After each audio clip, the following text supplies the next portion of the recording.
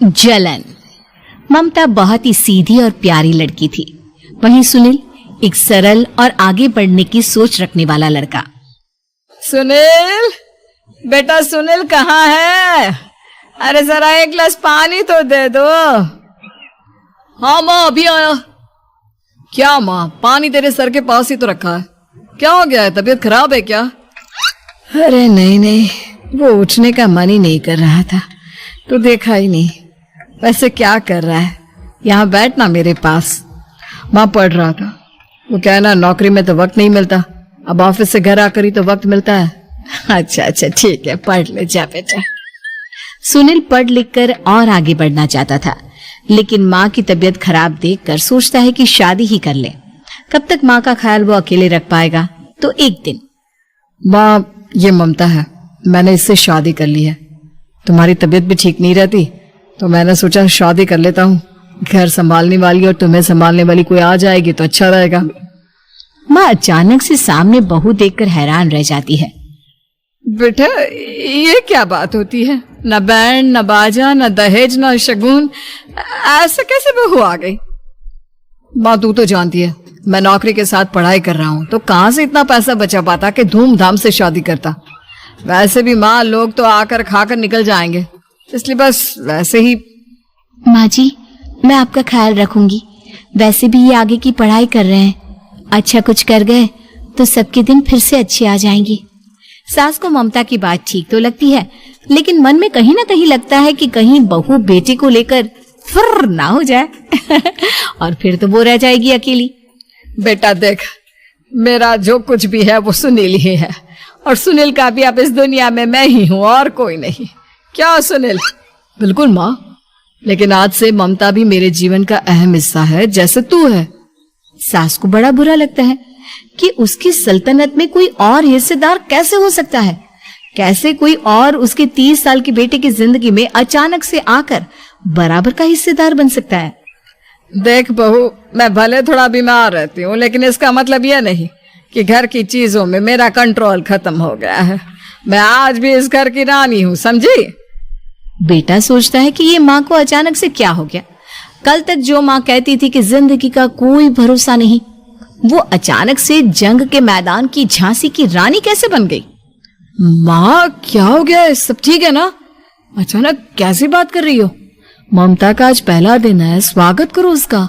आसपास की आंटियों को बुलाओ, नई दुल्हन की मुंह दिखाए करवाओ। खैर, सास होने का फर्ज निभाती है और बाद में एक सहेली के साथ बाहर निकल जाती है। क्यों नहीं बताया नहीं कि बेटे का ब्याह कर रही हो? वैसे तो सारा दिन हम ही में घुसी रहती हो। अरे मुझे भी तो अभी पता चला, क्यों अचानक सर पर लेकर आ गया। कहता है बहू है माँ तुम्हारी, अब इसको भी इतना ही मैं प्यार करता हूँ जितना तुझे करता हूँ। लो जी, ये क्या बात होगी? क्यों इतना प्यार करता है? अरे माँ का प्यार तो ज्यादा होता है। अब उसको तो कोई दूसरा पति मिल सकता है, लेकिन तुम ही बताओ, क्या माँ की ममता किसी और की हो सकती है? ना जी ना, बेटे को समझाओ ये बात। अरे क्या समझाऊं, मुझे तो खुद ही समझ में नहीं आ रहा कि क्या हो रहा है। जो बेटा कल तक माँ माँ करता था, अचानक से बीवी बीवी का राग आलाप रहा है। देखा, उसकी बीवी ना सुंदर और जवान है। सुंदरता के आगे तो एक से एक नहीं टिके, तो तेरा बेटा किस खेत की मूली है? सास को भी समझ में आ जाता है कि बहू की सुंदरता के आगे माँ का प्यार किसी काम का नहीं। उधर बीवी, ए जी, अम्मा जी सहेलियों को छोड़ने गई थी, अभी तक आई नहीं, हम देख आए क्या? अरे रहने दो ना, आ जाएंगी। कहाँ जाएगी, उनकी आदत है, एक बार जाती है तो पूरी पंचायत खत्म करके ही आती है। अच्छा ही है, खाना वाना खा कर गई होगी। छोड़ो ना, घूमेगी तो खाना पचेगा, नहीं तो ऐसे ही खाट पकड़ लेगी। बहू भी शांत हो जाती है। उधर सास सोचती है कि आज थोड़ा देर से ही घर जाती हूँ, जब बेटा परेशान होकर ढूंढेगा तब मजा आएगा। बीवी को खुद ही पता चल जाएगा कि माँ के आगे उसकी दाल नहीं गलेगी।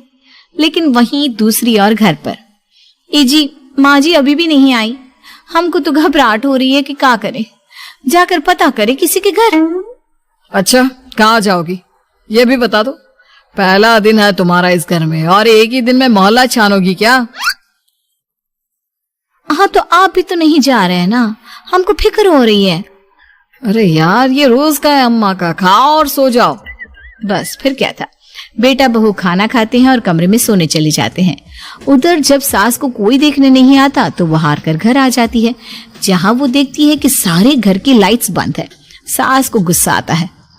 बहू, ममता बहू कहाँ हो? लेकिन सारे दिन की थकी बहू को ऐसी नींद आती है जैसे किसी ने भांग की गोली खिला दी हो। वो तो नहीं उठती।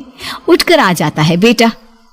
क्या बात है अम्मा, काहे चिल्ला रही हो? अरे सो जाओ ना, सुबह की थकी है बहू, वो सो रही है। जोर से बोलोगी तो नींद खुल जाएगी उसकी। माँ को गुस्सा आ जाता है। फिलहाल तो सो जाती है, लेकिन मन ही मन ढेर सारा जहर बहू के लिए भरा होता है।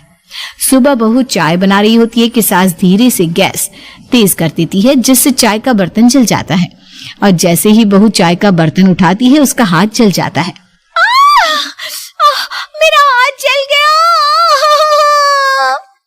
वो जोर जोर से चिल्लाकर इधर उधर भागती है कि सास थोड़ी देर में उसके हाथ में पानी डाल देती है।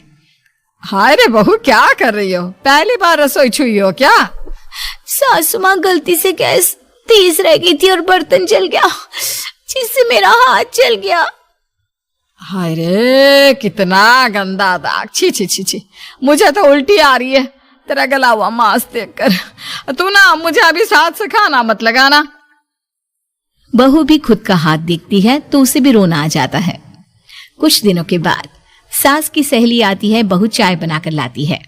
उसके जाने के बाद सहेली कहती है, बहू की सुंदरता ऐसी है कि कोई भी दीवाना हो जाए। वैसे तेरे बेटे का क्या हाल है? अरे वैसा ही है, बहू के पीछे लट्टू। क्या करूं, कुछ समझ में नहीं आ रहा। मैंने तो बहू के चेहरे पर दिवाली के पटाखे की चक्री फेंक दी, उसका पूरा चेहरा जल गया। अब देखो ना रही सुंदरता, और ना ही अब मेरा बेटा उसे पूछता है। अरे अब तो वो उसे छोड़कर दूसरी भी देखने को बोल गया है मुझे। बहू सारी बात सुन रही होती है। आंटी एक बात बताइए, क्या भरोसा है कि दूसरी सही आए और आपके अनुसार रहे? देखिए आंटी, मेरी सासू माँ को गलत बात सिखाने की जरूरत नहीं है। हमारा परिवार साथ में खुशी से रह रहा है। देख बहू, मेरी सहेली की बेइज्जती ना कर, वही अच्छा रहेगा तेरे लिए, समझी? बहू नहीं मानती है। वो बार बार उनकी सहेली को घर से निकल जाने को कहती है। तभी सास की सहेली पास के चूल्हे से लकड़ी लाकर बहू के चेहरे पर लगा देती है। बहू जोर जोर से रोने लगती है। अरे ये क्या कर दिया? मैंने कहाँ किया, ये तो तूने किया। तू ही नहीं चाहती थी कि बहू बेटे के साथ रहे, भला मैं क्यों करूंगी? मैं तो चली, निपटो अब। बहू रो रही होती है, दर्द से चिल्ला रही होती है, लेकिन सास उसे डॉक्टर के पास नहीं ले जाती। तभी पति आता है। क्या हो गया ममता? ये दाग कैसे लगा? तुम कैसे जली? ममता कुछ नहीं कहती, बस दर्द से करा रही होती है। पति माँ की तरफ देखता है। हो ना हो माँ, ये पक्का आपका काम है। आप ही ममता से जला करती थी ना। देखना माँ, अब पुलिस आएगी, केस बनेगा, लेकिन पहले मैं ममता को अस्पताल लेकर जा रहा हूँ।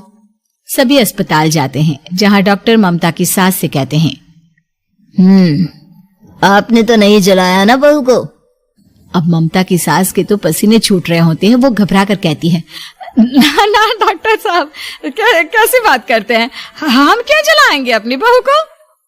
डॉक्टर ममता के पति से पूछते हैं, देखिए, क्योंकि ये ससुराल में जली है तो मामला पुलिस का बनता है, तो आप पहले पुलिस को बुलाइए, तभी इलाज पूरा होगा।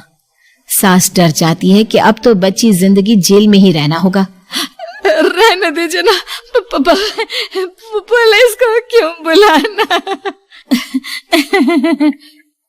सारी हंसी खत्म हो जाएगी जब पुलिस के डंडे पड़ेंगे। बहू को जलाना भले ही बहुत आसान हो, लेकिन उसके बाद सारी जिंदगी जेल की हवा खाना। सास डर जाती है। पुलिस आती है। पास लेटी दर्द से करा रही ममता स्टेटमेंट देती है। तो क्या हुआ था? कैसे जली आप? ममता पास खड़ी सास को देखती है। बेटी बताओ, कैसे जल गई तुम? ओए, काका का किरण वाली शाहरुख, चुप, बिल्कुल चुप। सास चुप। सभी इंतजार करते हैं कि ममता क्या बोलेगी। जी, मैं खाना बना रही थी, लकड़ी उड़कर मेरे ऊपर गिर गई और मैं जल गई।